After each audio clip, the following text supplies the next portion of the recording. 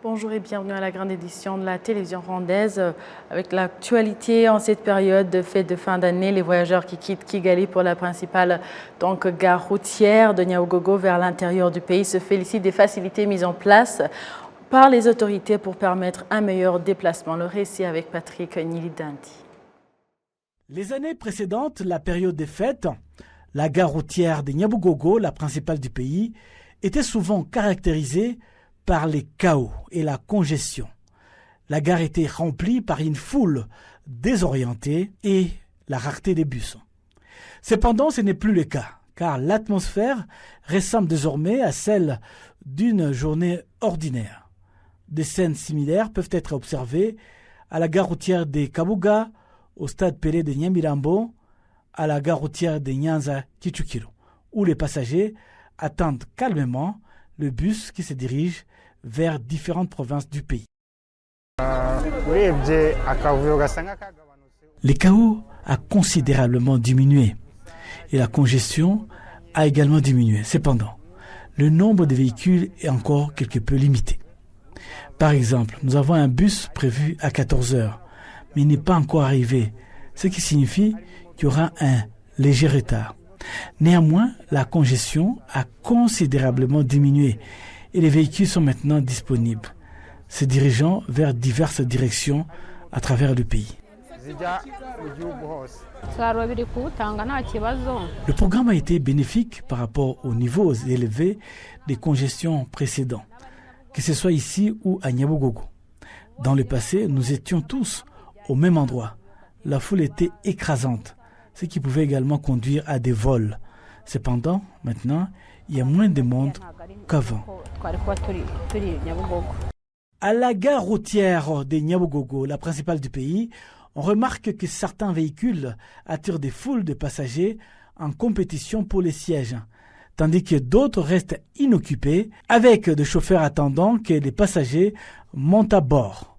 Selon un chauffeur, cette disparité est attribuée aux préférences variées des passagers. Dans notre agence, différents, nous n'avons pas beaucoup de clients car pour établis qui opèrent depuis longtemps. Nous sommes nouveaux à Musanze. Nous y sommes seulement depuis 3 mois. Et les gens ne savent toujours pas que nous sommes également opérationnels dans la région. Par conséquent, il est clair que nos voitures sont souvent vides et sans clients. L'autorité de régulation des services d'utilité publique au Rwanda, RURA en sigle et en anglais, rapporte que le jour ordinaire, environ 260 000 personnes se déplacent quotidiennement vers et depuis Kigali. Ces chiffres montent à 400 000 pendant la période des fêtes.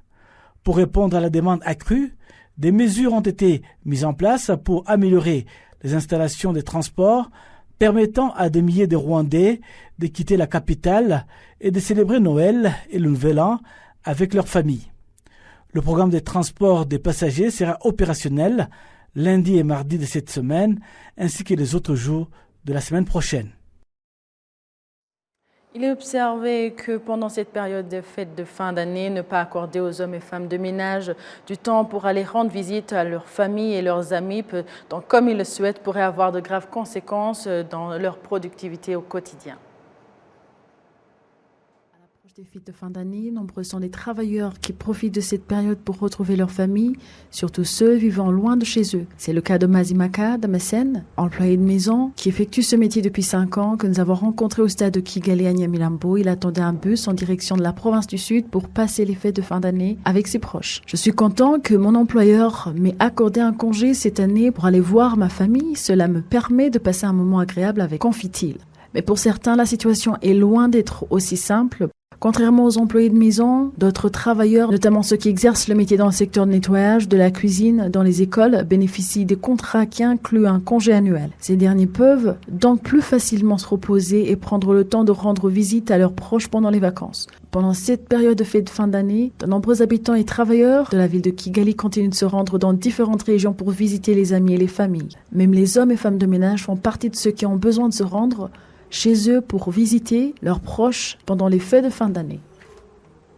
Les commerçants dans les gros et petits détails sont en accord avec les chiffres avancés par l'Institut national de la statistique selon lesquels 19% est le taux de contribution de ce secteur au PIB au cours de ce troisième trimestre, particulièrement le secteur de services en raison des facilités accordées par le gouvernement. Patrick Nilidandi nous fait le point. Le secteur des services a contribué à 49% du produit intérieur brut du pays avec un taux de croissance globale de 10%.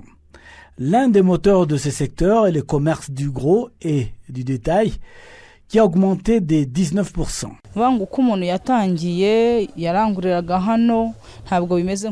La façon dont on a commencé à vendre au détail localement n'est pas comme aujourd'hui, lorsque nous le faisons à l'extérieur du pays. Dans ce cas, les stocks augmentent et cela attire plus de clients. Lorsque vous vendez au détail, vous tenez compte de ce que vos clients préfèrent.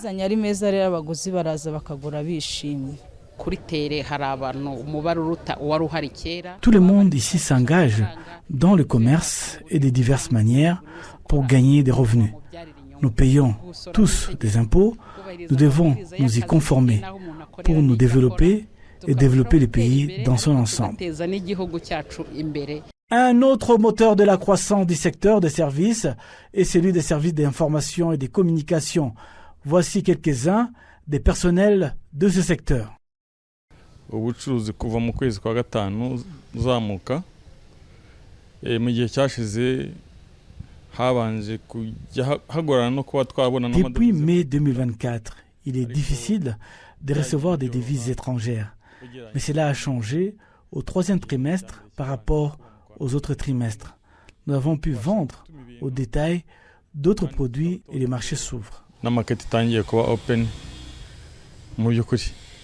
Docteur Joseph Akumunu, président de l'association des importateurs rwandais, associe cette augmentation aux exemptions accordées par le gouvernement. Le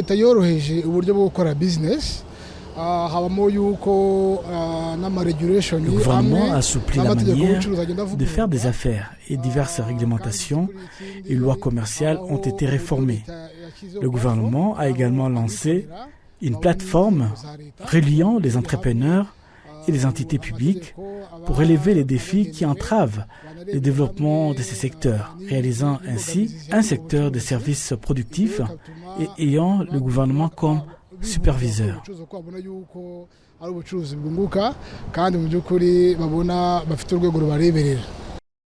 Les autres croissances notables du secteur des services comprennent les activités des transports avec un taux de 8%. Le service d'hôtellerie et de restauration a enregistré une croissance de 17% et la hausse de 15% des services financiers. Parlons à présent du commerce aux alentours du stade Amahoro et Beka Arena avec notre confrère Kassim Youssouf. Depuis la rénovation du stade Amahoro et du petit stade de basketball et la construction de Beka Arena, Remera est devenue une place où l'on trouve différentes activités commerciales parce que le mouvement de personnes y est permanent suite aux différents loisirs qu'on y trouve. Nous avons eu des supporters de Super Eagles en provenance du Nigeria venus les encourager. Certains d'entre eux ont réservé des chambres dans cet hôtel et nous nous sommes réjouis de les accueillir.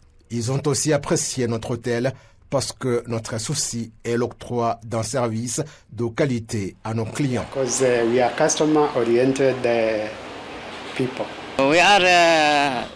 Nous constatons que tout va à merveille.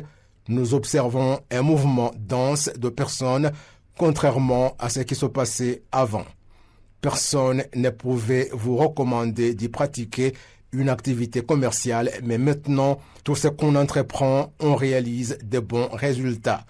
Nous accueillons beaucoup de personnes étrangères en provenance de différents pays. Nous sommes confiants dans un avenir meilleur. À quelques mètres en face du stade Amahoro, un immeuble à ce niveau est en train de sortir de la terre. Il s'agit d'un hôtel 4 étoiles en construction depuis janvier de cette année. depuis que les propriétaires du terrain y ont décelé d'énormes opportunités d'investissement consécutives aux infrastructures imposantes qui sont installées. C'est un immeuble dont les travaux d'exécution seront à terme en juin l'année prochaine. L'ingénieur en construction Pendo Idi estime que les propriétaires de terrain se trouvant aux abords du stade Amahoro et ceux qui ont des activités à cet endroit de voir en ces infrastructures une opportunité d'investissement. Les propriétaires de terrain ici devraient être en train de les exploiter parce que les opportunités ne vont pas les attendre. Si le gouvernement installe un stade ici d'une capacité de 45 000 places et la BK Arena qui également accueille des milliers de personnes, ce sont des opportunités pour exploiter les terrains qui sont ici en construisant des hôtels et autres activités qui épauleraient le stade. Ce stade est l'œuvre du gouvernement qui a une grande signification. Le stade Amahoro rénové a été inauguré début juillet cette année et a une capacité de 45 000 places. La BK Arena, elle, dispose de 10 000 places.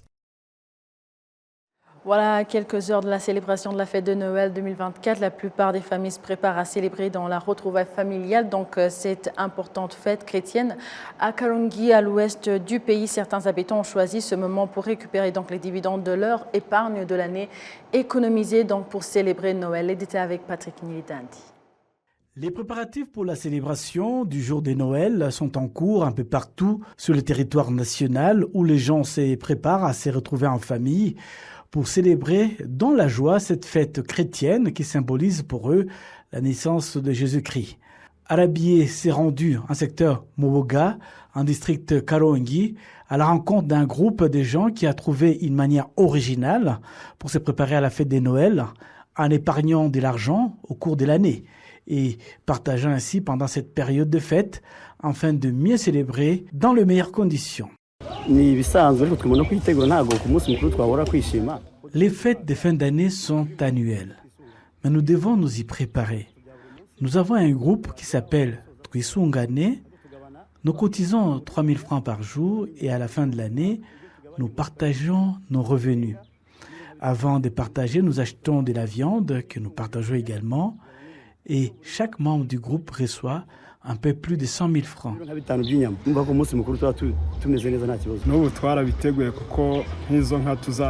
Même cette année, nous nous sommes préparés en conséquence.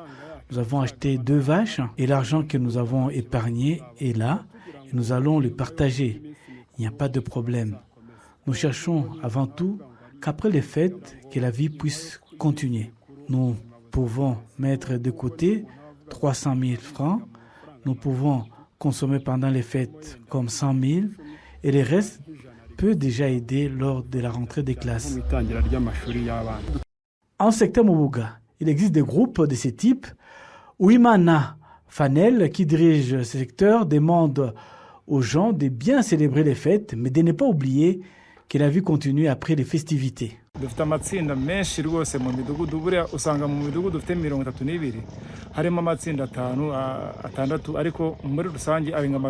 Nous avons de nombreux groupes dans nos villages. Dans les 32 villages, nous avons chaque fois 5 à 6 groupes. Nous, en tant que chefs, nous devons assurer la sécurité de tous et permettre à tout un chacun de célébrer dans la sérénité les fêtes de fin d'année. Nous leur demandons de bien fêter, mais de ne pas gaspiller toutes les ressources, car les enfants sont en vacances, mais vont reprendre le chemin de l'école en janvier de l'année prochaine. La population doit fêter, mais penser au lendemain.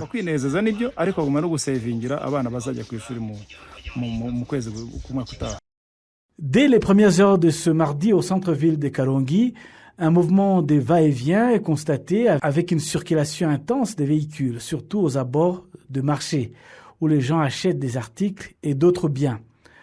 Entre autres activités prévues, 3 concerts de musique ce soir, auxquels participeront certains des artistes célèbres de Kigali, qui feront vibrer la ville.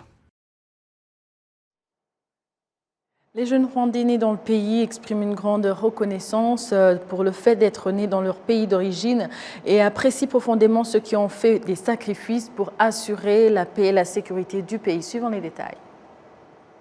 Certains jeunes Rwandais qui sont nés et ont grandi dans leur pays indiquent vivre une vie paisible et jouir de tous leurs droits dans un pays en paix. Ils conseillent donc à d'autres jeunes nés en dehors du pays de revenir au Rwanda et d'apprécier par eux-mêmes tous les progrès accomplis. En vérité, personne n'ignore les défis qui représentent le fait d'être un réfugié. Ceux qui ont retrouvé la mère patrie apprécient cette chance qu'ils ont et remercient le leadership et la sécurité qui prévaut dans le pays.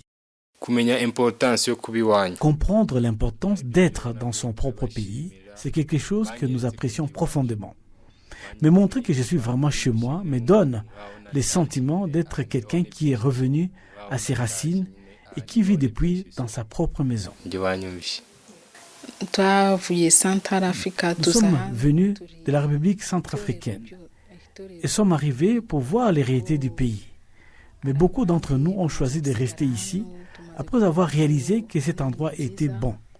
Et nous voulons aussi continuer à étudier ici. Le commissaire en charge de la bonne gouvernance et des affaires juridiques au Conseil national de la jeunesse, en district de Kichukiro, Rugira Omeni Village, souligne que les jeunes Rwandais devraient pleinement comprendre la grande valeur d'avoir leur propre pays et de ne pas être étiquetés comme réfugiés. Le fait que le Rwanda soit en paix aujourd'hui, c'est grâce à vous et à moi en tant que jeunes. C'est notre rôle de continuer à préserver ces acquis. Être appelé réfugié n'est pas une bonne chose. Même certains Rwandais avaient été chassés du pays en 1959 et d'autres Rwandais sont devenus des réfugiés pendant les génocides contre les Tutsis. Cependant, ce qui est bien aujourd'hui, c'est qu'aucun Rwandais n'est considéré comme un réfugié, car le Rwanda a encouragé tous ses citoyens, où qu'ils soient, à retourner dans leur propre pays d'origine, afin que nous puissions tous reconstruire notre pays ensemble. Actuellement, le Rwanda accueille 133 062 réfugiés en provenance des différents pays, dont 61,3% de la République démocratique du Congo et 38,1% du Burundi. Voilà, c'est par ici que prend fin l'édition d'aujourd'hui. Merci à vous tous qui avez été avec nous. Au nom de toute l'équipe qui a réalisé la grande édition, je souhaite de passer une excellente suite du programme de la télévision rwandaise. À la prochaine et d'ici là, portez-vous bien et joyeux Noël.